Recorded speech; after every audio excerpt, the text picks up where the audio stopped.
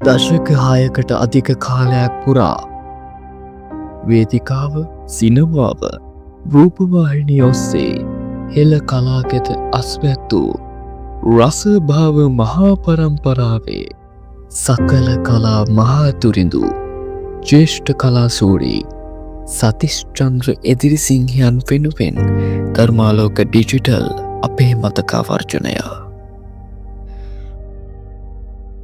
අවසන් වරට එතුමා සහභාගී වූ වැඩසටහන ධර්මාලෝක ඩිජිටල් පළමු සහස්සරය එතුමාට ගෞරව පිණිස මෙලෙස ඔබ වෙත තිළින කරන්නෙමු.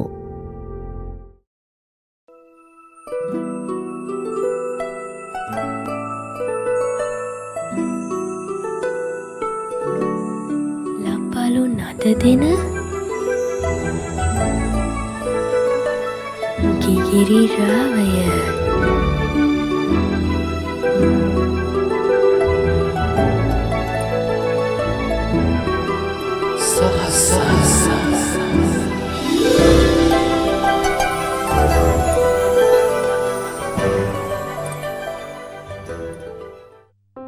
ආයුබෝවන් සුබ දවසක් ඔබ හැම දෙනාටම.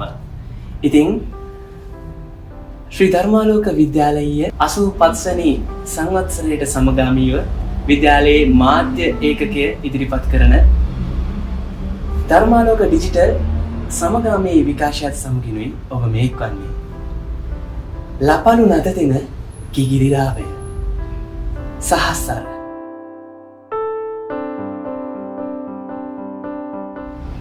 අද අපේ කතා නායකයන්න් ගැන කතා කළොත් එතුමා මම හිතන්නේ ශ්‍රී ලාංකේය කලා ශාස්ත්‍රයේ ඉතාමත් සුවිශේෂී චරිතයක්. කලාව නැමැති අම්බරේ පෑයූ සඳක් එතුමා. එක් චන්ද්‍රයෙක් නොවේ සතිසක් චන්ද්‍රයන්ගේ ආලෝකයෙන් කලා අඹර ආලෝකමත් කළ එතුමා අන් කවරෙකු හෝ නොවෙයි ශ්‍රී ධර්මාලෝක විද්‍යාලයේ අභිමානනීය ආදි ශිෂ්‍ය ශ්‍රී ලාංකේය කලාවේ සුවිශිෂ්ට කලාවේදී කලාශූරී සතිෂ්චන්ද්‍ර එදිරිසිංහ මැතිතුමා. අයුබෝවන් මැතිතුමනි. අයුබෝවන්. ඔබතුමා සමගින් කරන මේ කතා බහ මම හිතනවා අපේ විද්‍යාලයේ සිසුන්ටත් ඒ වගේම මැතිතුමනි මේ වැඩසටහන අද නරඹන සියලුම දෙනාට පුස්තකාල දහසකින් ගන්න බැරි දැනුමක් එකතු කරගන්න පුළුවන් කතා බහක් වෙයි කියලා. ඉතින් ඔබතුමාගේ අද මේ කතා බහේ අපි මුලින්ම කැමති දැනගන්න ඔබතුමාගේ ජීවන තොරතුරු පිළිබඳව. ඔව් මෙහෙමයි. කැලණි නුංගුගොඩ ග්‍රාමයේ තමයි මම ඉන්නේ. තාත්තා පැටිගේ දිනසිංහ අම්මා සතිගේ එලිසබෙත් පෙරේරා. අපේ පවුලේ 8 දෙනයි. ඒ පවුලේ 8 වෙනිදා තමයි එයා ධර්මාලෝක විද්‍යාලයේ දීප්තිමත් ආශිර්වාද සුනිල් දිනසිංහ. එතකොට අපේ ලොකු අයියා ධර්මසිරි ධර්මාලෝක විද්‍යාලයේ ආදි ශිෂ්‍යයෙක්. එතකොට මට අක්කලා 4 දෙනයි. ඒ අක්කලා 4 දෙනාම ධර්මාලෝක විද්‍යාලයේ ආදි ශිෂ්‍යයා. එතකොට අපි කවම ලොකු මල්ලි කෙනෙක් හිටියා. එයාට නැගදී වුණා. එයාත් ධර්මාලෝක විද්‍යාලයේ දිවිසිංහ පවුලම ධර්මාලෝක විද්‍යාලය. ඉතින් මම මුලින්ම වරාගොඩ පිරිමි පාසලෙන් තමයි පළවෙනි සහ දෙවෙනි පන්ති අධ්‍යාපනය. දැන් හෝඩියේ සිට පළවෙනි දෙවෙනි පන්ති ඉඳලා 1947 තමයි ධර්මාලෝක විද්‍යාලයට ඇතුළු වෙන්නේ. ඒක දැන් තියෙන අලුත් ගොඩනැගිල්ල නෙමෙයි තිබුණේ ජස්මින් වලව්ව තිබුණේ. ශ්‍යාජාවදන මහත්මයාගේ ආර්යවගේ ඉඩමක් සහ විශාල වලව්ව. පස්සේ ඒක අයින් කළා තමයි නිදහස් අධ්‍යාපනයේ යන්නේ යටතේ අනගර මාධ්‍යයේ අධ්‍යාපනයට මේ ඉස්කෝලේ හම්බ වුණේ. ඉතින් මගේ කලා ජීවිතයේදී දැන් මුලින්ම මට සඳහන් කරන්න ඕන ධර්මාලෝකෙත් එක්ක සම්බන්ධ ශ්‍රේෂ්ඨ අධ්‍යාපන කේන්ද්‍රය තමයි විද්‍යාලංකාර පිරිවෙන. විද්‍යාලංකාර පිරිවෙනේ ඇස් දෙකක් වගේ තමයි ධර්මාලෝක විද්‍යාලය සහ කැලණිය ගුරුකුල විද්‍යාලය. එතකොට ඒවකට හිටපු විද්‍යාලංකාර පරිවෙනාධිපති අතිපූජ්‍ය තිරුවත්තුඩේ ශ්‍රී පඤ්ඤාසාර නාහිමිපාණන් වහන්සේ තමයි මට අයන්නයනී කරේ. ඉතින් මම ඒක එතන පටන් ගත්තේ එකක් පිරිවෙනත් එක්ක සම්බන්ධයි මම අයන්නයනී කියන්නේ අන්තිමේදී විද්‍යාලංකාර පිරිවෙනේ 131 වෙනි සංවත්සරයේදී ප්‍රථම වතාවට ගිහියෙකුට පමණක් දැන ගෞරව උපාධියක් මට අපත්ති වදාළ පරිමිතිය කුසල ධර්ම නාහිමිපාණන් වහන්සේ විසින් ඉතින් මම ඒක සඳහන් කරේ මගෙන් ඇහුවොත් වඩාම සතුට වෙන අවස්ථාව මොකක්ද කියලා ඇහුවොත් ඒක තමයි මම වඩාම සතුට වෙන්නේ. සතුට වෙන්නේ මොකද වගේ සම්මාන ගොඩාක් ලැබිලා තියෙනවා. ඒක අද දැන් මගේ විද්‍යාලයේ එක ශාලාවක් මගේ නමිනුත් එන් කරලා තියෙනවා. අපේ ඉවරසෙන් මහත්මයාගේ අවදාවන සූත්‍රයේ කැටියට උගෙනමත් තියෙනවා. ඉතින් ඊළඟ කාරණාව තමයි අපි කතා කරන ශාස්ත්‍රයේ පිළිබඳ එනකොට ධර්මානුකූල වේදිකාව.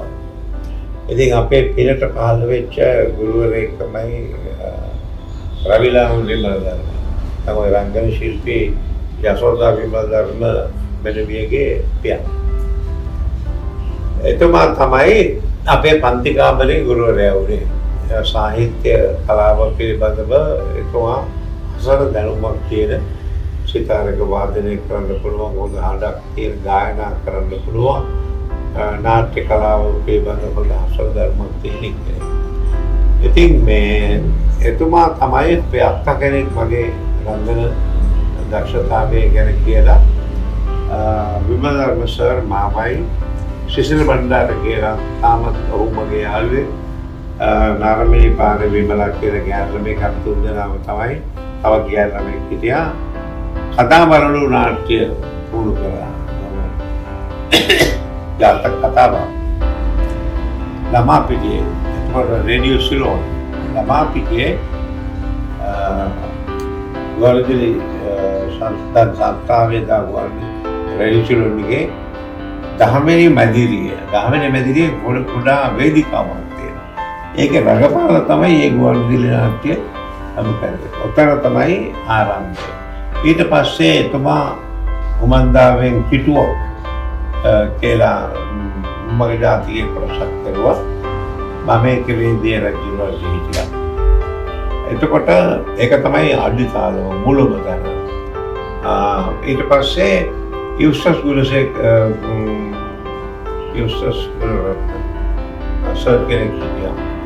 එයා මාව පෙළඹුවා KSගේ සුදු අභිපුතෙන් නාට්‍යයක් කරන්න. ඉතින් මගේ කවි පොත කියවුවා. කියවුවාම කතාව බොහොම ලස්සනයි.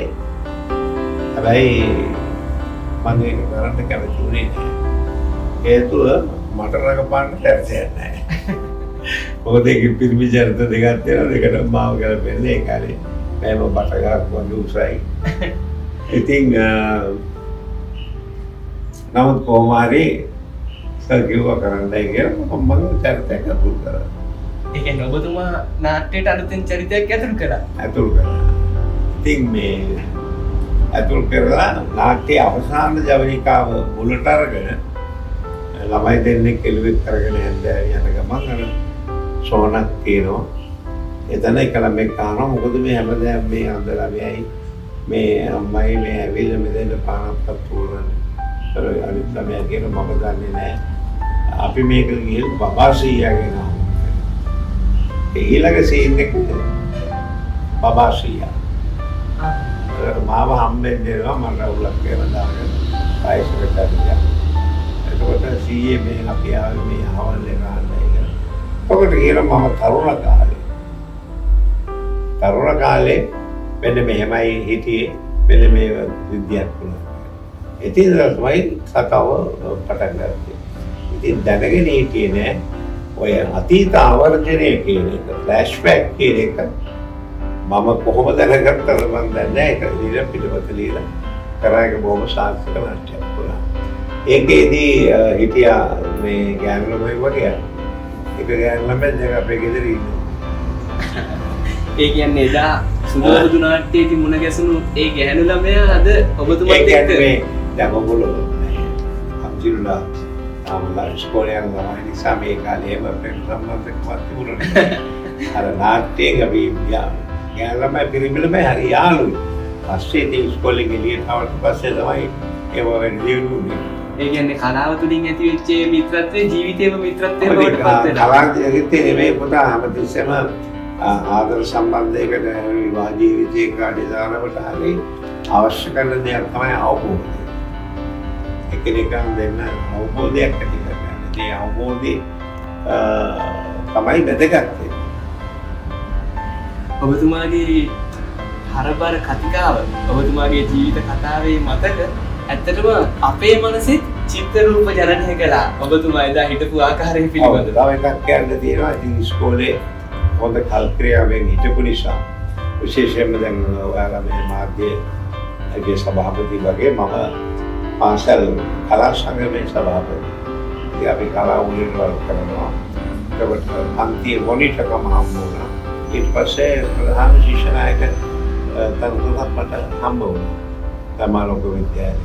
ඉතින් මම මේක කියන්න හදන්නේ කිසියම් ශිෂ්‍යෙක් හෝ ශිෂ්‍යාවක් ඉගෙන ගන්න කාලයේදී තමන්ගේ පාසලේදී ශිෂ්‍ය නායකයෙක් නායිකාවක් වෙන්න පුළුවන් නම් ආදර්ශමත් ශිෂ්‍යෙක් හෝ ශිෂ්‍යාවක් වෙන්න පුළුවන් නම් ඒක ජයග්‍රහී ගමනක කරණිවිත් විදිහට තමයි මම දකින්නේ. පාසල් ශිෂ්‍යයන් වශයෙන් අපේ ජීවිතයටත් ඔබතුමාගේ ඒ පාසල් ජීවිත කතාව ඇත්තටම මම හිතන්නේ මහා විශාල ආශිර්වාදයක්. එය ඇත්තටම අපේ ජීවිතයට කැඩපතක් කරගත්තොත් මම හිතන්නේ වටිනවයි කියලා හිතෙනවා. අපේ මේ වැඩසටහන නරඹන අපේ ආදරණීය සහෝදර සහෝදරියන්ටත් එතුමාගේ ඒ ජීවිතය ඔබගේ ජීවිතයටත් කැඩපතක් කරගන්නයි කියලා අපි මතක් කරනවා.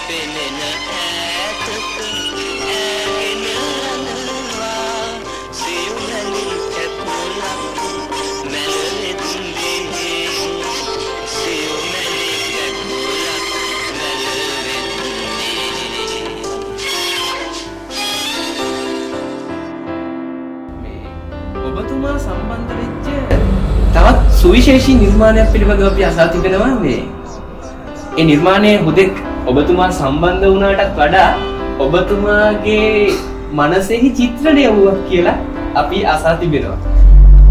මාතරාච්චි චිත්‍රපටය ශ්‍රී ලාංකේය සිනමාවේ සුවිශේෂී වූ සන්ධිස්ථානයක් සරිටුහන් කළ චිත්‍රපටයක් විදිහට මේ මාතරාච්චි චිත්‍රපටය සිනමා වංශ කතාවේ රන් අකුරින් සඳහන් වෙලා තියෙනවා. අපි කැමති මාතරාච්චිගේ රස මතක් කරන්නට. ඔව් මාතරාච්චි සිනමා පටය ගැන කියන්නේ ඉස්සෙල්ලා පසුදු මම කැමති ඉස්සෙල්ලා ඕනෑම කෙනෙකුට කලාව පිළිබඳව පුහුණුවක් පරිචයක් පුරුද්දක් ඇති වෙන ස්ථාන තමයි වේදිකාව. ඉතින් ධර්මාලෝක වේදිකාවෙන් ආරම්භ කරපු ඒ ගමනේදී ලුම්බිනි රංගහලට ගිහිල්ලා එතෙන්දී 1961දී තමයි මම මුලින්මම වේදිකා නාට්‍ය කරගත්තේ. ඒ කලාගුරු ජී.ජී. පෙරේරාගේ දේශාන්තර නාට්‍යය. ඊට පස්සේ 1963දී තමයි මගතපස් නාට්‍ය නිෂ්පාදනය කරේ. ඊට පස්සේ ඒ නාට්‍ය කොළඹ පෙන්නලා ඊට පස්සේ මට ධර්මාලෝක වේදිකාවලේ මගේ පුණ්‍ය භූමිය මේ ආරම්භ කළා. ධර්මාලෝක විද්‍යාලයේ පෙන්නලා ලොකු ආශාවක් අභිරුචියක් ඇති වුණා. ඒකත් මම කෙරුවා. එතනින් පස්සේ ඔක්කොම වේදිකා නාට්‍ය 6ක් කරලා තියෙනවා. වේදිකා නාට්‍ය 20ක 20ක විතර ප්‍රවීණයන්ගේ කියලා පාරයි. ඔය පසුබිමක් තමයි ඒක ප්‍රශ්න උත්තර දෙන්න. දැන් මාතරාංශයේ ලියන්නට එළෙමිත් හේතුවක් තියෙනවා. මොකද සංකල්පය තමයි ඉතාම වැදගත්. දැනුමට වඩා imagination is more important than knowledge කියලා ඇල්බර්ට් අයින්ස්ටයින් කියනවා. එතකොට දැන් මේ ගේත් එක්ක දොර සංසන්දනය කරනකොට දොර පොඩි. හැබැයි දොරත් එක්ක යතුරු කාඩුව ලොක් එක සංසන්දනය කරනකොට යතුරු කාඩුව පොඩි. හැබැයි ඒකත් එක්ක යතුරු සංසන්දනය කරනකොට යතුරු පොඩි. හැබැයි ලොකුගේ හරිනේ මොකෙද? පොඩි යතුරු. ඉතින් සංකල්පය තමයි උන්චි දෙකින් තමයි අර මහා විශාල ගංගාව දැන් මහවැලි ගඟ පටන් ගන්නේ හැකුණුසානුවේ පොඩි දෙයකදිත් ඉවර වෙන්නේ තිරුණාමලේ. අනේ වගේ ඒක විශේෂයෙන්ම කියලා ඉන්න ඕන. ගුරුසේන ගලපති සූරීන්ගේ මෝදු පුතු නාට්‍ය තමයි මාව අවදි කළේ. මොකද ඒකේ තිබිච්ච කතාව ඒකේ තිබිච්ච ගැටුම බලලා ඇවිල්ලා මට 12 එක මට නින්ද ගියේ.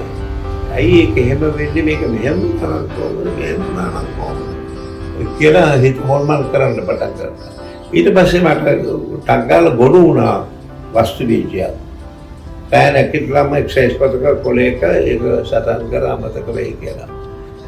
එතනින් තමයි දැන් ඒ කාලේ චිත්‍රපටයක් කරන්න හැකියාවක් තිබුණේ නැහැ. එකක් මුදල් අනිත් එක දැනුම.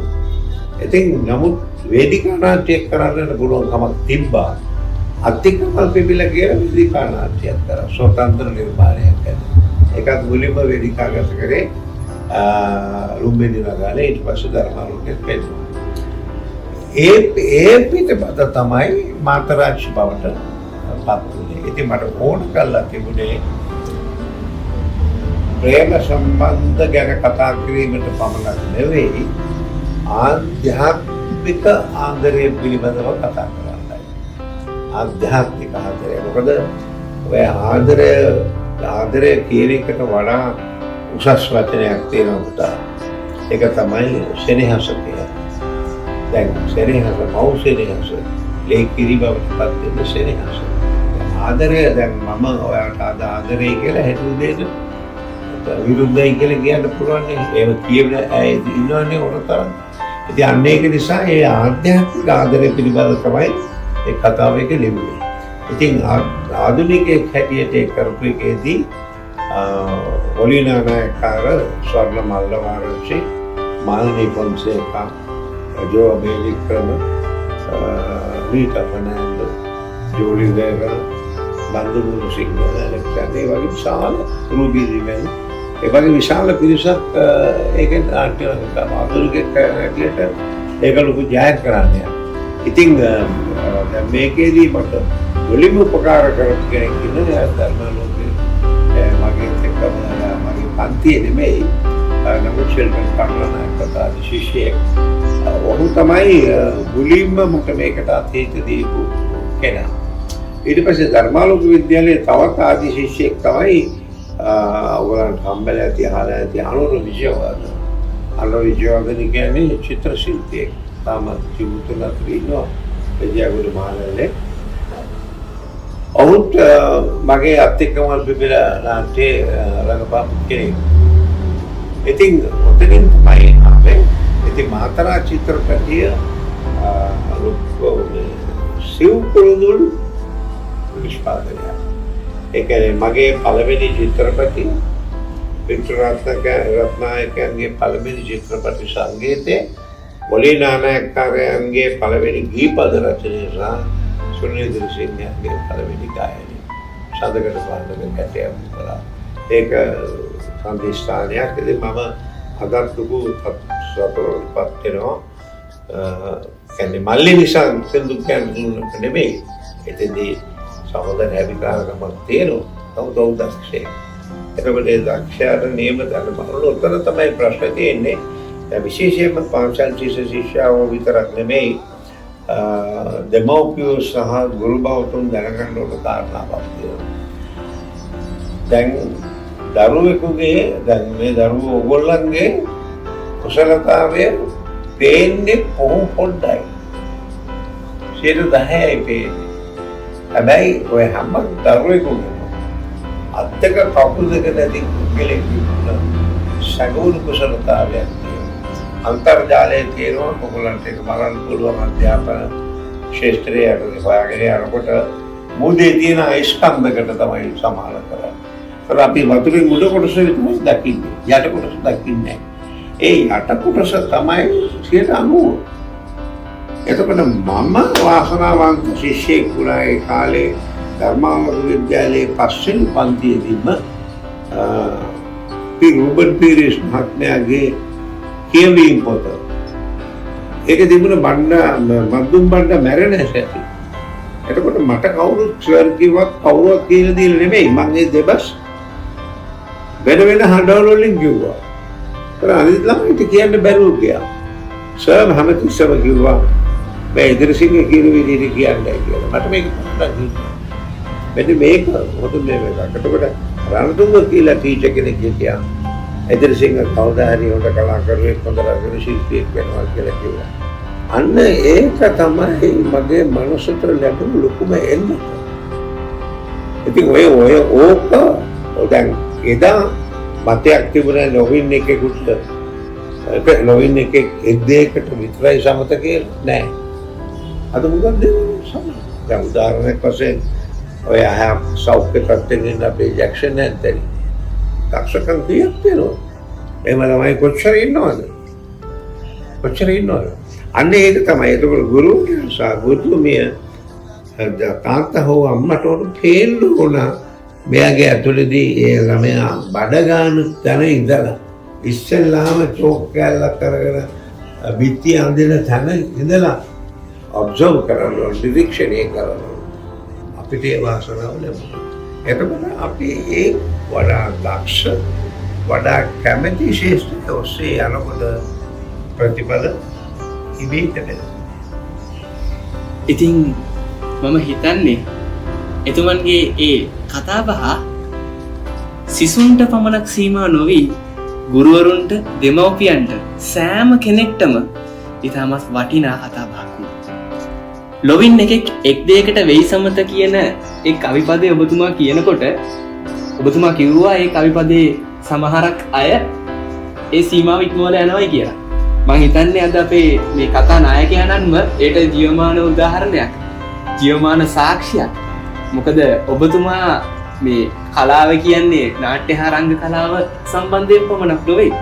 සිනමාව, ග්‍රන්ථ ලේඛනය මේ හැම පැත්තකටම ඔබතුමා දක්ෂතා දක්වනවා. ඉතින් මට මතකයි එක තැනකදී ඔබතුමා සඳහන් කරනවා මේ ඔබතුමාගේ ජීවිතයේ සුවිශේෂී තැනක් වුණයි කියලා මේ ඔබතුමාගේ සහෝදරයා සුනිල් එදිරිසිංහ මහත්මයා.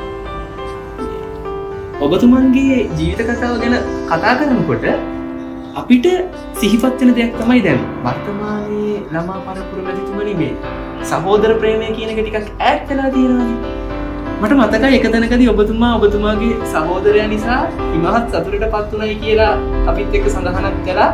මේ එතුමා ගීතය ගායනා කරනකොට සංගීත පහරක්. ඔබතුමාගේ සහ ඔබේ සහෝදරයන් අතර තිබුණ මේ සහෝදර බැඳීම ගැන පොඩ්ඩක් සඳහන් කරොත්. ඔව් අපේ පවුලේ 8 දෙනා අතරම සහෝදර බැම්මක් තියෙනවා.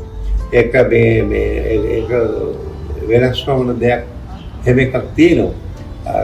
අමතර විශේෂයක් තියෙන්නේ හැම කෙනෙක්ම මොකක් හරි දෙයකට දක්ෂතාවයක් දක්වුවා. අනිත් එක අනිත් අය අගය කළා. මොකද සුනිල් පවුලේ බාලයා වීම සුනිල්ට ලොකු වාසියක් වුණා. මොකද එයා අනිත් අයගේ හොරතනෙක් බවට පත් වුණා. ඉතින් අපේ ගෙදර මහ ගෙදර ශාලේ ටිකක් ඉඳ තියෙන තැන රැට කට්ටිය වටේ ඉඳගෙන කමිසින්දු කියන කතියක් තිබ්බා. ඒකේදී අපි ආව සතුටු කළා. මතක තියාගන්න ඕන දෙයක් තමයි විශේෂයෙන්ම වැඩිහිටියෝ අධ්‍යාපනයේ වෙනස තමයි ශිෂ්‍යව සතුටු කිරීම. අපි ආව සතුටු කළා. ඒකේ පද දැනෙලා ගන්න. ඉතින් අධ්‍යාපනය කියන්නේ පොතපත පමණක් නොවේ. එය මානසිකත්වය සම්බන්ධයෙන් වූ පුළුල් පරාශීය විෂයක්. ඉතින් මං හිතන්නේ සතිස්චන්ද්‍ර එදිරිසිංහ නම් වූ මේ මම කැමතිනේ ඔබතුමාට මැතිතුමා කියන්න. මම කැමති ඔබතුමා සුජීවමාන පුස්තකාලයක් කියලා හඳුන්වන්න.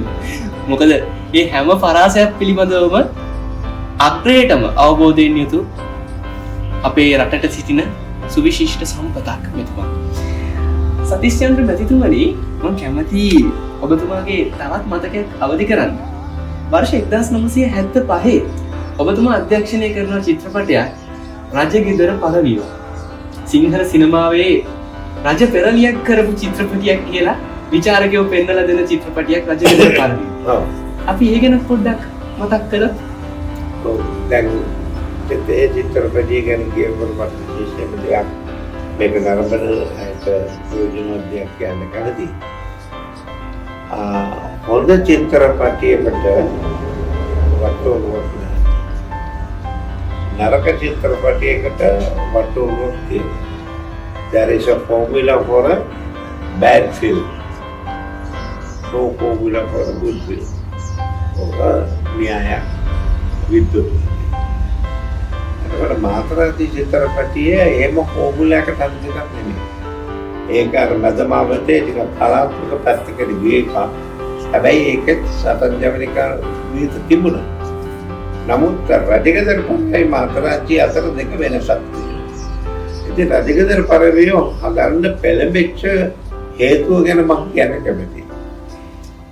මගේ මාතරාති චිත්‍රපටියේ මහරගම රංගහලක මේ සිනමා ශාලාවක පෙරනකොට මම එතෙන්ට ගියා. ගියාම කිව්වා ඒ මැනේජර් මොනවද සර් මේ වගේ කලාත්මක චිත්‍රපටි හදලා වැඩක් නැහැ. ගහනවා නම් ගහන්නකෝ මේ යකට වැඩවල් කඩාගෙන යන්න එන බොක්ස් ඔෆිස් චිත්‍රපටියක් කරන්නයි කිව්වා. ඉතින් දැන් මාතරාජි එකේ තියෙන හොඳ සමහර විවේචකයන්ට පෙවුනේ නැහැ. නමුත් පොඩි කලකිරීමක් ඇති වුණා. ඒ වුණාට ධෛර්යයක් දුන්නා. ඔය අතරතුරේ තමයි කල්පරලි පදිවිචේ හිටු අපේ WBD සිල්වා කියන සිනමා කැමරා අධ්‍යක්ෂකවරයා මාව හම්බෙලා චන්ද්‍ර මහත්තයා අපි චිත්‍රපටියක් කරමු නේද? හැබැයි ටිකක් වාණිජමය පැත්තට කරන්න ඕන කියලා. ඔබතුමා තිරුණාට්ටේ ලියන්න. තිරුණාට්ටේ ලියන්නේ කිව්වම එයා ගාමිණී ෆොන්සේකා නම් මේකට ඕනමයි කියලා. මම ගාමිණී ෆොන්සේකා මහත්මයා ඒ කාලේ එයාගේ චිත්‍රපටයක් පළවෙනි සති දෙකේදී ලක්ෂ 8ක් මෙහෙම හම්බ වෙනවා. අද ලක්ෂ 8ක් වගේ නෙමෙයි ඒක ලක්ෂ 8ක්. ඉතින් අපිට ලොකු විශ්වාසයක් තිබ්බා එයා වරකට කරා. ඉතින් මම ඒ චිත්‍රපටයේ ඉඳලා ඉන්න තරම් ප්‍රවීණයෝ ඕකද. ඒකදී විප්‍රත්නායක තමයි සංගීත අධ්‍යක්ෂකය. ඒ චිත්‍රපටයේ තවම කැපිපෙන දෙයක් තමයි අර හිනහෙන සුනිල් අර මාතරාජිකේදී විශේෂයක් කියලා සුනිල් ආරට ප්‍රථම වතාවට චිත්‍රපට ගීතයක් ලියුවෙත් මාතරාජි. ඒකේ ලියුනේ නැහැ. තිබුණා. ඒකත් මගේ තේරීම. ඉතින් ඒකේදී අර නීල බිගු කල මගේ සින්දු. ඒ වගේ ගීත තිබුණේ වගේ සරන් ජවනිකා ඔය අනිත් චිත්‍රපට වලට වඩා සුවිශේෂීතාවයක් තිබ්බා. බඳු සෑරස්ගේ. ඉතින් පස්සේ නීතා ෆර්නැන්ඩෝයි ගාමිණී ෆොන්සේකා පළවෙනි වතාවට එක් වෙච්ච චිත්‍රපටය. ඒ වගේම වික්‍රමනායකයි ලතා මල්පොලේ දෙන්න පළවෙනි වතාවට හිඟ ගීතයක් ගායනා. අනේ වගේ සුවිශේෂී වෙනස්කම් ඒ චිත්‍රපටයේ තිබ්බා. ඉතින් වාණිජ චිත්‍රපටයකට වටෝරු චිත්‍රපටයකට මම කියන්නේ නෑ ඒක වාණිජ්‍ය ලෝකයේ ඒක ලොකු තරකට දෙනවා. නමුත් කලාත්මක පැත්තකට චිත්‍රපටියක් නෙමෙයි ඒක. ඒක අපි දැනගෙන කරපු වැඩක් ඒක. ඒක බොක්ස් ඔෆිස් වාර්තා පීටපු චිත්‍රපටියක් විදිහට සමීපවල විශේෂම දේ තමයි සතකට පාන ඒක තනුව බලලා ඔක්කොම ඇස්ටි කරලා වික්ටර්නායකගේ ගෙදරින් අපි එළියට ආවා. ඒතර ප්‍රේමකීර්ති අල්බෙස් කේදිකේ ධම්මවදන බණ්ඩාර කේ විජය තුංග වැනි අය හිටියා. ඉතල මං ඉඳන් කිව්වා ප්‍රේමකීර්තිට ප්‍රේම මං මේ ආවත් හේතනින්ද හම්බ වෙනවා. මට සින්දුවක් කියනනේ මොකක්ද සිටුේෂන් එක? මොකක්ද සිටුේෂන්? දැන් මං බරිස් මයින්ඩ් ටැක්සි එක දීලා දුන්නා. දැන් ගේ ටැක්සි අය අතර තමයි මේක වෙන්නේ. දැන් කතාවෙන් ටැක්සි ළඟටම ගියා. ඉතින් මං කිව්වා මෙන්න මේ අවස්ථාවක් තියෙනවා නීටගේ මේමයි කියලා. හෝම් කමින් පාර්ටි එකට වෙලාවේදී මේ කීයක් තියෙනවා. සාකෝටද යනවා. සිගරට් පැකට් එකක් ගත්තා. එක සිගරට් එකයි තිබ්බේ. ඒක පත්තු කරුවා, ගිරිගෝරි සිගරුවා, අර සිගරට් පැකට් එක කැඩුවා. ඔල කැල්ලක් දෙන්නේ. ඈන ගත්තා, බොනට් එක උඩ තිබ්බා. අඳුර බෙදින්නට ඔයක් දාලු ලන්තාව දීලා තිබිරේ පිළිගත්තා. මම කළා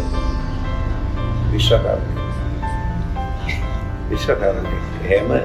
එහෙම ලියන්න බෑ. දැන් මාගමසේ කරනවා කෙනෙකුට ලෙස්ටර් මහත්තයාගේ රන්සිලු චිත්‍රපටි තේමා ගීතේ එක කොටසක් ලියලා තියෙන්නේ බදුල්ලට කෝච්චි යන අතර. ඊළඟ කොටස දවස් ගානකට පස්සේ ප්ලේන් එකේදී ලියලා තියෙන්නේ. ඔව් කියනවා. ඒ ඉච්ඡට අමාරුයි ගීත රචනය. කම්පියුටර් උපන් කුසලතාවයේ වර්තර කරගත්ත කෙනෙක්. ඒ වාසනා ගුණය තියෙන කෙනෙකුට ඒක එච්චර කාරණාවක් නෙමෙයි. ඉතින් අදත් අපි දුක් වෙනවා මනුෂ්‍යයන් කියන්නේ.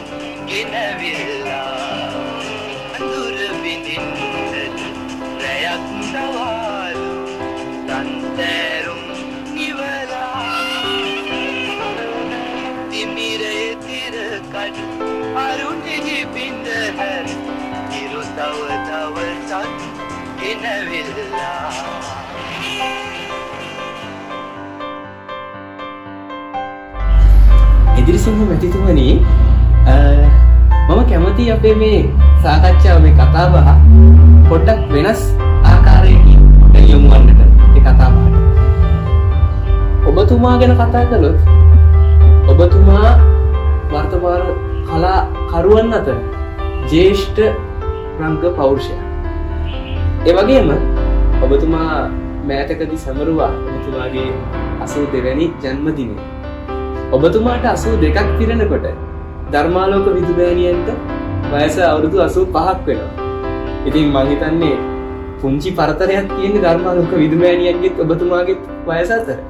ඉතින් මම හිතන්නේ ධර්මාලෝකයේ ඉතිහාසය ගැන කතා කරන්න ඔබතුමා තරම් සුදුස්සෙක් අපත් සමග සිටිනවයි කියලා මම හිතන්නේ නැහැ.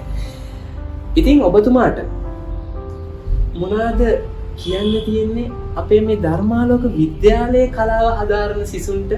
සිසුවියන්ට ඔබතුමාගේ ජීවිතයෙන් ලැබපු අත්දැකීම් සමග. අර මම මුලින්ම කිව්ව විදිහට මූලිකම දේ තමයි වෛද්‍යවරයෙක් වෙන්න ඉගෙන ගත්තත් මේ ඉංජිනේරුවෙක් වෙන්න ඉගෙන ගත්තත් මොන ශාස්ත්‍රයේ ඉගෙන ගත්තත් හැම කෙනෙක්ම කලාව සාහිත්‍යය පිළිබඳ රසවින්දනය තියෙන කෙනෙක් වෙන්න ඕනේ. මොකද මේකයි පුතෝ කාරණාව. දැන් ඔයගොල්ලෝ දන්නවා මිනිස් සත්වයා අපි හෝමෝ සේපියන් කියනවා. අපතර සත්‍යෝ දෙන්නෙක් ඉන්නවා. එක්කෙනෙක් තමයි භෞතික සත්වයා.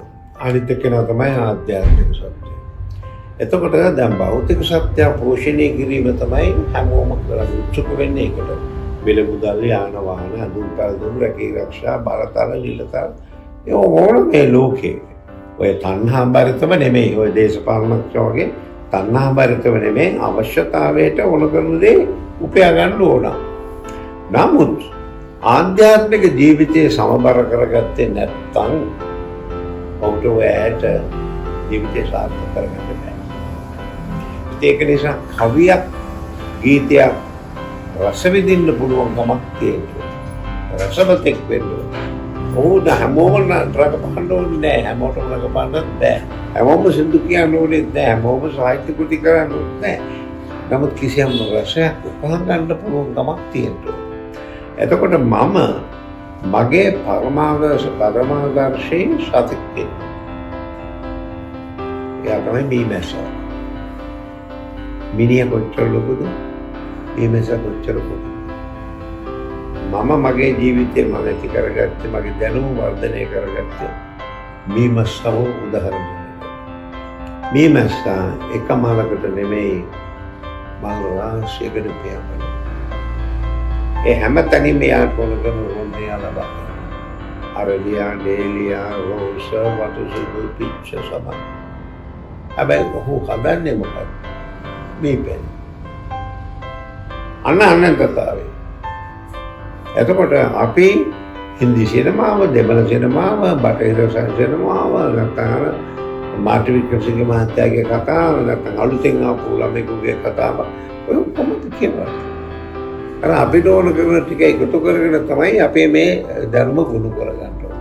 ඉතින් මම කියන්නේ විශේෂයෙන්ම ඔයාලා වගේ දරුවන්ට ඒ ආධ්‍යාත්මික පැත්ත දියුණු කරගන්න ඕන. ආධ්‍යාත්මික පැත්ත දියුණු කරගන්න නම් මාර්ග දෙකයි තියෙන්නේ. එක වහින වැස්ස වහිනවමයි. ඒ වැස්ස නතර කරන්න කිසිම ජගතෙකුට බෑ. වහිනවමයි. හැබැයි උඩේ අරගෙන යනකොට දෙමෙනවලු. ඔබ ධම්මපදේ නාදසක් නේ. උඩේ කියන්නේ මොකක්ද? දහම. අක්කෝ දහමක් අවශ්‍යයි. දහම කිව්වට මේ උපන්න සාහිත්‍යයේ තිබිලා විතරක් හරියන්නේ නැහැ. ධර්මයේ පිළිගන්න ඕනේ. ඒ ධර්මයේ පිළිපදින්න ඕනේ. නැත්නම් හැම ළමෙක්ම ශිෂ්‍ය නායකයෙක් වෙන්න බෑ. ඇයි ටික දෙනෙක් තෝරන්නේ? ඇයි එකෙක් තෝරන්නේ ශිෂ්‍ය නායකයා වුණායිකා ඕසෙක් කියලා. එතකොට එයාගේ ජීවිතය අර ධර්මානුකූලව අර ආධ්‍යාත්මික පැත්තක් තියෙන්න ඕනේ. නැත්නම් විදුවල් ප්‍රතිලා ඒවා අනුමත කරන්නේ නැහැ. ඉතින් ඒක නිසා ඒ ආධ්‍යාත්මික ඊට පස්සේ දෙවෙනි ඒ දහමට දෙවෙනි වෙන දේ තමයි දැන් ඇල්බර්ට් අයින්ස්ටයින් කියනවා විද්‍යාවෙන් තොර දහම ආබාධිතයි දහමෙන් තොර විද්‍යාව අන්තයි කියලා. මේ දෙකම ඕන. විද්‍යාව නැතුව පුළුවන්. හැබැයි දහම තියෙනවා. දැන් උදාහරණයක් ගත්තොත් පුටින් යුක්‍රේනයේ මුසුල්මන් දූලි කරගෙන යනවා. විද්‍යාව යාළඟ තියෙනවා. එයා දහම නෑ යාළඟ. මේ අවුරුදු ගානක් තිබිච්ච ගොඩනැගිලි කොහෙද දියුණුව තියෙන්නේ? කොහෙද දියුණුව තියෙන්නේ? අද බලවතුන් හරියසල්ල තියෙන න්‍යාස්තික ආයුධ තප්පර මිනිත්තු 27යි. එකම මොහොතේ බොත්තම් ටික ප්‍රෙස් කරුවොත් ලෝකෙම ඉවරයි විනාඩි 27කින්. ඔය දියුණුවද? දියුණුව නෙමෙයි. දියුණුව නෙමෙයි. ඒක නිසා මිනිහා වැඩ කරන්න ඕනේ මිනිහාගේ දියුණුව සඳහා මිසක් මිනිහා විනාශ කරන්න නෙමෙයි. අද කරලා තියෙන වැඩි දෙයක් කරලා තියෙන එකටයි. බිලියන ගාණක් බඩගින්න ඉන්න ලෝකයක යුද්ධ ටැංකි ගැන යුද්ධ බෝම්බ ගැන කොච්චර වියදම් කරලා තියෙනවද? ඇයි ආහාර නිෂ්පාදනය කරන්න බැරි? ඉතින් ඒක නිසා ඔබ ඔබගේ ආධ්‍යාත්මික පැත්ත දියුණු කරගන්න ඕන. තමන්ගේ ජීවනෝපායට කිසියම් වෘත්තීය පැත්තකට ගියත් අර ගීතයක් රස විඳින්න පුළුවන්. ඔය මහාචාර්ය ඒ වගේම ආචාර්ය දාරත්න රණතුංග සහ අමර රණතුංග කියන ගායක යුවල දැන් අවුරුදු ගණනාවකට කලින් ඇමරිකාවේ ලොස් ඇන්ජලිස් වලට යනවා. ගිහිල්ලා ඒගොල්ලෝ සංගීත සංදර්ශනයක් පවත්වනවා දෙන්න. ඔය සංදර්ශනය යන අතරතුරේදී වේදිකාවට එවන දෙන්නේ පොඩි තුන්ඩු කෑලි දෙකක්. ඒගොල්ලන්ගේ ඒක ඉවර වෙලා ඒගොල්ලන්ට ඒක යොමු කරපුවාම ඒ තුන්ඩු කෑලි දෙකේම තියෙන එකම ඉල්ලීම. අර කියාපු ගීතය නැවත අපව ගායනා කරන්න අප වෙනුවෙන් කියලා ඉල්ලීම. පස්සේ මේගොල්ලෝ ඒක ප්‍රකාශයට පත් කරලා දෙවෙනි වතාවටත් ඒ ගීතේ ගායනා කරනවා. සංදර්ශනය ඉවර වෙනවා. අර තුන්ඩු දෙකේ උපදින්න එක්කෙනෙක් තරුණෙක් එක්කෙනෙක් තරුණියක්. මේ දෙන්න ඇවිල්ලා අර දෙන්නගේ කකුල් දෙක අල්ලලා බදිනවා. බැලලා ඒගොල්ලෝ කියනවා මේ මැඩම් අපි දෙන්න යාළු වෙලා කාලයක් ආශ්‍රය කරලා විවාහ වුණා. හැබැයි අපි දෙන්න දික්කසාද වෙන්න තීරණය කරලායි ඉන්නේ. ඒ වෙලාවේදී තමයි මේ ගීතය අපි අහන්නේ. අපේ ඉල්ලීම ඔයගොල්ලෝ ඉෂ්ට කළා බොහොම ස්තුතියි. මොකද්ද ගීතය? දුරස් වෙන්නට මේ තරම් ඇයිද අපි පුදුමේ? දුරස් වෙන්නට මේ තරම් ඇයිද අපිලා? මතකද එදා පැදුමදගෙන ගිය කාලේ. අර අතීත වර්ජනියාව වෙනවා. තර විනාඩි 4යි කාලේ ජීවිතේ වෙනසක් කරලියක් ඇති වුණා. එතකොට අර මං ඉස්සෙල්ලා කිය අපේ ලෝවැඩ සංග්‍රහයේ එකකමිය අපෝලම කරන්න කාලට පහු වීරිය වීසේ නිදිල කාලට දුක් දැකවේ. ඇඳින ඒ පහු දුක් දුරේ යන ප්‍රදේශේ බුදුනු මැනවි තුන්දුරා පාස. මේ ටික කරන්න බැරි නම් මොන දොස්තර වුණත් මොන ක්‍රිකටර් වුණත් මොන සක්‍රය වුණත් වැඩක් නෑ. ඒක නිසා මං කවර එකක් කියන්නම් හැමෝම දන්න ඉංග්‍රීසි වචන watch WATCH watch W අපරින් කියන්නේ words watch your words ඔබ කතා කරන වචන ගැන පරිස්සම් ඒ අපරින් කියන්නේ action ක්‍රියාව ගැන පරිස්සම් T thoughts සිතුවිලි ගැන පරිස්සම් C character චරිතය ගැන පරිස්සම් H art අර්ධශාක්ෂි ගැන පරිස්සම් ඔක ඇතුලේ තියෙනවා සම්මා වාචා තියෙනවා සම්මා සංකප්ප තියෙනවා සම්මා කම්මන්ත තියෙනවා ආර්ය අෂ්ටාංගික මාර්ගය 3ක් තියෙනවා ඉංග්‍රීසි වචනේ. එතකොට බුද්ධියත් එක්ක හැදියාව තියෙනවා උගත්කමත් එක්ක සීලවන්ත වෙන්න ඕන. එතකොට බුද්ධියෙන් එන බලයයි සීලයෙන් එන ගුණයයි ඒ කියන්නේ විනයෙන් එන ගුණයයි දෙක එක රාශී වුණා. ඉන්ද්‍ර කීලය කොටුවේ සමාජී ඇයි ඔය පුතාම අපිට සාරයි ඇයි මේ වගේ වැඩ සාරම කරන්න මාව තෝරගන්න කොච්චර තම ශිෂ්‍යයෝ ඉන්නවද මොකක් හරි ශිෂ්‍යයෙක් එහෙමනම් අපි වැඩි හිටියෝ කියලා කියන්නේ කරගමන් කරනවා ආදර්ශමත් කෙනෙක් වෙනවා. මගේ දරුවෝ මට හරියට හදාගන්න බෑ මම වැරදි විදිහට ගිහිල්ලා. ඒක නිසා ඒ හැසිරීම තමයි එතන ඕන කරන්නේ. ඉතින් මම මගේ ජීවිතයේදී ලොකු ආදර්ශ පාඨයක් තමයි සරස්වති දේවිය. සරස්වති දේවිය කියන්නේ මේ ඉන්දියාවේ හින්දු සංස්කෘතියේ සම්ප්‍රදායක් නේ. දැන් සරස්වති දේවිය ගැන අමරදේවයන් ගීතයකුත් ගායනා කරනවා. ලස්සන. සමහරු නැටුම් ඉදිරිපත් කරනවා. සමහරු සෝද දුම් පාවිච්චි කරලා අරතුරු වට්ටි පූජා කරනවා. හැබැයි ඔය කලාවට අධිපති දෙවගල ලෝකෙට දෙන පණිවිඩයක් තියෙනවා ඒක හොදෙන්නේ දන්නේ නැහැ. මම හැම විද්‍යාලයකට යනකොට මොන මාතෘකාවෙන් කතා කරත් මම මේකෙන් තමයි අවසන් කරන්නේ. මොකද්ද? දැන් අපිට තියෙන අත් දෙකනේ. සරස්වති මෑණියන්ට තියෙනවා 4ක්. පල්ලෙහා තියෙන වම් අතේ තියෙන පුස්කොළ පොතක්. අහත දකුණු අතේ අල්ලන් ඉන්නේ වීණාව.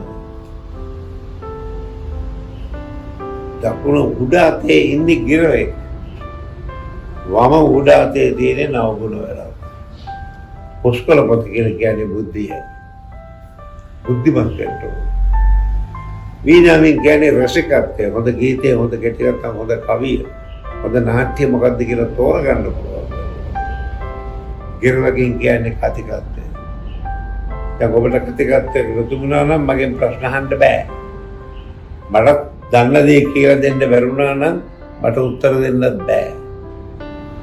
ගිරවා මයිනා සරලීනියට භාෂාව උගන්වපුවම කියලා දෙන්න පුළුවන්. එහෙමනම් හැම ළමෙක්ම හැම කෙනෙක්ම හොඳට කතා කරන්න පුළුවන්. සමහර ගුරුවරු ඉන්නවා ඉගෙනගෙන තියෙනවා උගන්වන්න තේරෙන්නේ නැහැ. ඉදිරිපත් කරන්න දන්නේ නැහැ.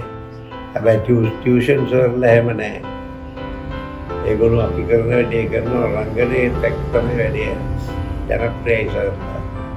නේද? එතකොට ඊළඟ අතේ තියෙන මොකද නවගුණ වල අන සීලය, අන ශික්ෂණය, අන ඩිසිප්ලින්. දැන් මෙතන ශක්තියින් හතරක් තියෙනවා. ශක්තියට සරල වචනේ සවිය. සතර සවිය සරසවිය. ඉඳගෙන ඉන්නේ මොකක් වුණද? කරගෙන පුටුවක්ද? නෑ. නෙළුම් මල. කොහෙද පිපෙන්නේ? දී. අලේ තියෙන්නේ කොහෙද? මඩේ.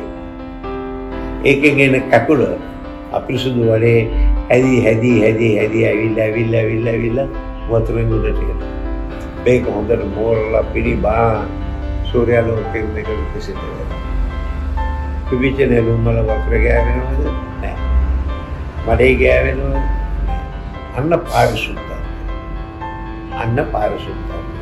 එතකොට මහාචාර්ය W.S. කරුණාරත්න මහත්මයාගේ පොතක සඳහන් වෙනවා පුද්ගලයා නැමැති පියුම සමාජය නැමැති පොකුණේ පිපිලා සෝදාපත්. ශිෂ්‍ය නායකයෝ හැම ළමෙක්ම ධම්මාලෝක විද්‍යාලයේ විතරක් නෙවෙයි හැම විද්‍යාලයකම තමන්ගේ විද්‍යාලයේ නැමැති පොකුණේ පිපිලා සෝදාම මල් වෙන්න ඕන. ඒ සෝදාම මල් නම් අර සූසුකන අතර තියෙනවා. එතකොට මම දැන් වයසක කෙනෙක් හැටියට ජීවිතයේ සඳහා සමය ගත කරන කෙනෙක් හැටියට මගේ පදනම ඒ සරස්වතියගෙන් ඒ නෙළුම් මලේ හැදුනා. හැබැයි මට දැන් තියෙන නෙළුම් මල වෙනස්. දෝන කියන බ්‍රාහ්මණයා දකිනවා පාසටහන් වැලි පොළවේ. ඒ පාසටහන් දැකලා දෝන බ්‍රාහ්මණයා කල්පනා කරනවා මේවා නම් ලේසි කෙනෙකුගේ නෙමෙයි. මේක දෙවියෙකුගේ වෙන්න ඕන. ඒ පියවර සටහන් ඔස්සේ ඔහු ගමන් කරනකොට ගහක් මුල වෙනසෙන්න බුදු පියාණන් වහන්සේ සමාධියේ සම්පූර්ණ බ්‍රාහ්මණයා අවසරයි ස්වාමීනි. ඔබ වහන්සේ දෙවියෙක් නැත බ්‍රාහ්මණය. ඔබ වහන්සේ ගාන්ධර්වයේද නැත බ්‍රාහ්මණය. මම ගාන්ධර්වයෙක්. ඔබ වහන්සේ මිනිසෙක්ද? ඒත් නැත බ්‍රාහ්මණය. මම මිනිසෙක්. එහෙමනම් ඔබ වහන්සේ යක්ෂයෙක්ද? යක්ෂයෙක්ද? යක්ෂයන් ළඟ එහෙමනම් ඔබ වහන්සේ කවුද? මම ඔය දෙවියන් ළඟ ගාන්ධර්වයන් මිනිසයන් යක්ෂයන් ළඟ තියෙන කාම ආශ්‍රවයන් ප්‍රහීන කරලා තියෙනවා. මම හරියට දියේ ඇතිවි හැදී වැඩි දියෙන් මතුවුණු අරවින්දයක් මගේ. අරවින්ද කියන්නේ මරණය. මාගේ වික්‍රමසිංහ මහත්තයාගේ නවකතාවේ විරාගයේ පොතේ කතානායකයා අරවින්ද. හරිද? නිකන් දානවල නෙමෙයි දාන්නේ. ඒවා අපි බණ කතාවයි ඒවයි දාන්නකොට තමයි අපිට රස විඳින්නේ. එතකොට දෙලු. එතකොට ක්ලේශය. ඉතින් අපි මේ දැන් වයසකට කරන්නේ තරුණ කාලේ ඉඳලාම ඔය රාග දෝෂ මොහ කියන එක කරලා විනයානුකූල සිල්වත් ජීවත් වෙනවා. ඉතින් මේ සමාජයේ පුදුම විදිහට පිරිහිලා මිනිස්සු කරන්නේ මොනවද කියන්න බන්ද කියලා. දැන් ඊයේ පෙරේද ව්‍යාපාරික තාත්තයි පුතු දෙන්නයි තවත් දෙන්නෙක් එකතු වෙනවා. ජපානයේ රැකියාවක් සඳහා අවස්ථාව ලබා දෙනවා කියලා ලක්ෂ 24ක් අරගෙන. මේ මිනිහගෙන් සල්ලි ඉල්ලපුවම හම්බෙන්නේ නැතුණා පහම බොහොම කූට උපක්‍රමයකින් වාහනේ දාගෙන ඉක්කන් ගිහින් පොල්පත් අපතේ ගිහින් හොඳටම ගහනවා. අන්තිමේදී මැරෙනවා. දැන් තාත්තලා මුදාලා ඔක්කොම කොහෙද ඉන්නේ? විමානේ. අර කරපු ව්‍යාපාරෙත් නැහැ, තමන්ගේ ජීවිතෙත් නැහැ, තමන් සල්ලිත් නැහැ. අර ඇයි නීතිය අතර ගන්න? මෙන්න මුට ටිකක් ගහුවට කමක් නැහැ. අර හිතේ තියෙන කේන්දියට මරන්න බෑ. පොලිසියට ගන්න දෙන්න. කොහොමද ඔය දැනුම තියෙන්නේ? මොකටද? ඉතින් පාසල් ශිෂ්‍යයෝ අකර කොච්චර ප්‍රශ්න තියෙනවා. සමහර ගුරුවරු අකර කොච්චර ප්‍රශ්න තියෙනවා. ඒක වැඩක් නැහැ. එහෙම නැහැ. චරිතය තමයි ප්‍රධාන වෙන්නේ. ඉතින් එක්කෙනෙක් අහන ප්‍රශ්නයක් ජීවිතයේ දිග කොච්චරද? ABCD මතක් කරගන්න. B සිට B දක්වා විතරයි. B කියන්නේ birth, D කියන්නේ death. කොට විපතන 50 60 70 80 වෙන්න පුළුවන්. හැබැයි මැද හිර වෙන අකුරු ගන්න. C. ඒකේ තියෙන වචන තුනක්. choices, chances, changes. එතකොට හරි දේ තෝරගන්න ඕනේ. එතකොට වාසනාව උදා වෙනවා. වෙනසක් ඇති වෙන්න ඕනේ. දැන් ධූමපානය කරන පුරුද්දක් වශයෙන් ඒක නැවතුනේ නැත්නම් එයාගේ සෞඛ්‍යයට ගන්න බැරුව යනවා. ඒ වෙනසේ චේන්ජ් එක අවශ්‍යයි. දැන් මේ රටත් අවශ්‍ය කරේ. හැබැයි ඒක කරගන්නේ කොහොමද? අන්න ඒ අපේ ඇටිටියුඩ්ස් ආකල්ප මත තමයි සාර්ධර්ම ගොඩනැගෙන්නේ. ඒ සාර්ධර්ම වලින් පිරිච්ච කෙනෙකුට තමයි යහපත් විනිශ්චයක් තියෙන්නේ. එහෙම කෙනෙකුට තමයි විනයක් තියෙන්නේ. සමස්තයක් වශයෙන් චරණය හොඳ වෙනවා යහපත් දැක්මක් තියෙනවා. ඔය චක්‍රය තුළමයි ඉන්නේ. මම හිතන්නේ බණ පොත් සිය ගණනක් කියවුවත් අපිට ලඝු කොට ගන්නට බැරි දැනුම ඔබතුමා සමග මේ කතා කරපු මිනිත්තු කීපය තුළේ අපේ මේ වැඩසටහන නරඹන්නන්ට ජීවිතයට ලැබුණයි කියලා. ඉතින් ඔබතුමා සමගින් මේ කරපු කතා බහත් අපේ පාසලේ අපේ සමස්ත සමාජයේත් ආශිර්වාදයක් කියලා මම හිතනවා. ඔබතුමාගේ මේ අදහස් ඔවුන් හමුවට ගෙන යන්නට ලැබී. ඉතින් එදිරිසිංහ මැතිතුමනි, ඔබතුමා සමගින් කරපු මේ රසවත් මතක අවදි කිරීමේ රසවත් කතිකාවේ අවසාන භාගයටයි අපි මේ කතා කරලා ඉන්නේ. ඔබතුමා එක තැනකදී සඳහන් කළා පාසල් ජීවිතයෙන් තමයි දරුවෙක්ගේ අනාගතය තීරණය වෙන්නේ කියලා. ඉතින් මම කැමති දැනගන්නට අපේ කැලණි ශ්‍රී ධර්මාලෝක විද්‍යාලයේ 85 වැනි සංවත්සරයට සමගාමීව ශ්‍රී ධර්මාලෝක විද්‍යාලයේ ධර්මාලෝක මාධ්‍ය ඒකකය අපේ නරඹන්නන් හමුවට ගෙනෙන ලපලු නද දෙන ගිගිරි රාවේ සහස්සර මේ වැඩසටහනේ අවසාන භාගයේ ඔබතුමන්ට අපේ විද්‍යාලයේ මාධ්‍ය ඒකකයේ ඒ වගේම ශ්‍රී ධර්මාලෝක විද්‍යාලය පිළිබඳව හැඟෙන හැඟීම මොනවද? මම තමයි කියන්න කියලා අවසරද එක්තරා ගත්කදවරෙක් අහනවා ලෝකේ වටිනාම භූමි භාගය මොකක්ද? එක්කෙනෙක් කියන මැද පෙරදින ඇයි තෙල් තියෙනවා. අනිත් කෙනා කියනවා නෑ අප්‍රිකාව තමයි වටින්නේ. ඇයි? ඩයමන්ඩ් දියමන්ති තියෙනවා. ගත්කදවරයා කියනවා දෙකම නෙවෙයි වටින්නේ. මොකක්ද?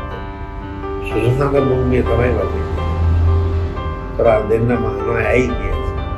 මිනිස්සු ඉගෙන ගන්නවා. ඉගෙනගත්ත දැනුමත් එක්ක මැරෙනවා. මිනිස්සු මැරෙන්න ඕනේ හිස් මොලේකේ. ඉගෙනගත්ත දේ ලෝකෙට දීලා මැරෙනවා. ඒකයි අපි නිර්මාණ කරන්නේ. ඒකයි අපි දේශන කරන්නේ. ඒකයි මේ වගේ වැඩසටහන් සහභාගී වෙන්නේ. ඒකයි අපි පොත් කියන්නේ. ඉතින් ඒක නිසා එයාගේ පොතේ නම තමයි DIMT. පොතේ නම DIMT. මියා දෙන්න ඉස්කෝ. ඉතින් ඔගොල්ලන්ට අවසාන වශයෙන් මේ වැඩසටහනේදී මම දෙන අවවාදය තමයි නොදන්න දේ කොහොම හරි ඉගෙන ගන්න. දන්න දේ කාට හරි කියලා දෙන්න. අපි නම අරගෙන යන්නේ වස්තු අරගෙන යන්නේ. අපි කියපු දේවල් කරපු දේවල් විතරයි හොඳ නරක පෞපින් විතරයි හරයි.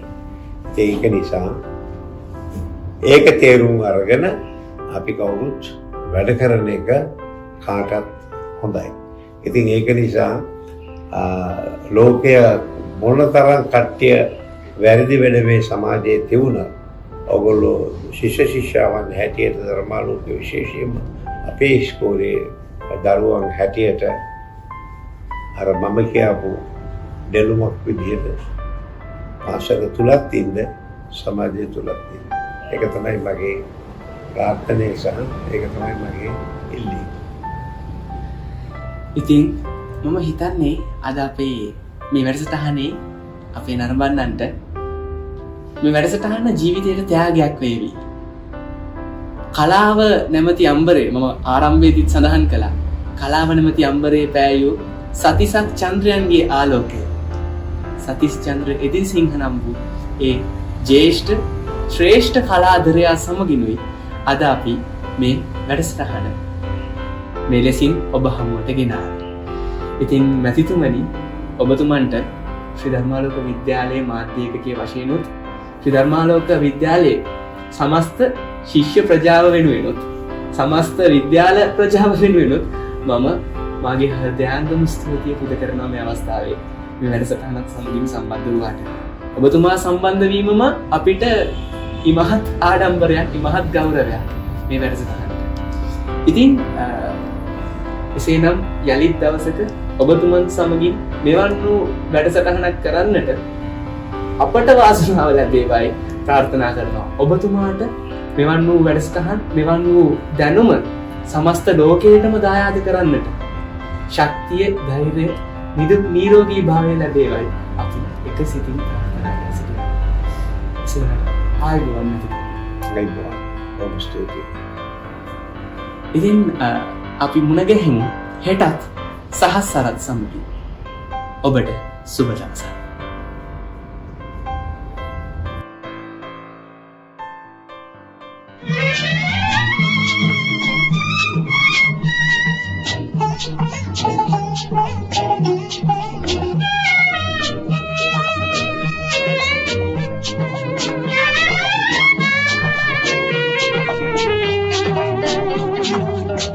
नील बिंगु कल ताम रस पिल आदरिन सनसाला किसर तुडु मुदु तंबर पहसिन मोहन लीला රූපං ජීරති මච්ඡානං නාමගොත්තං නචීරති. රූපය දිරන්නේය නමුත් නාමය නොදිරන්නේය.